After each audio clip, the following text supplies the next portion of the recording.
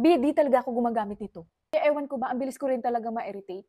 So this product is really trending and might as well itry ko. Why not? Ito ilang days ko na rin ginagamit to and gusto ko rin i-share sa inyo yung experience ko using this product. Di talaga ako gumagamit nito. Or kahit yung mga ibang feminine wash, kahit nga yung mga OB-GYN, ina-advise nila na less is better. So kung pwede, water lang.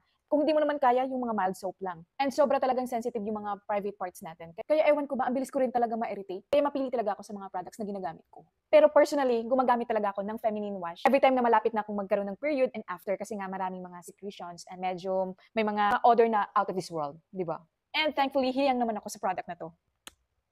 So yung amoy niya is grapes or berry.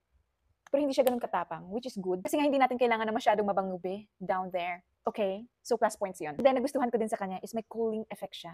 Mild lang naman. So ginamit mo to, let it stay for 5 to 10 seconds. Mafe-feel mo na yung cooling effect. And nakaka-fresh talaga siya as in. And then hindi naman siya masyadong mabula. Parang ang weird naman kung mabula siya masyado. Hindi sana nag-shampoo ka na lang. And sobrang mura pa. Di mo na kailangan bumili ng mga mamahaling feminine wash. Ito lang sapat na. May pa buy one take one pa sila. O di ba? Saan ka pa? Kaya kung gusto mo rin i-try ito, na kung mag-checkout ka na hanggat naka-sale pa sila. Yun lang. Bye!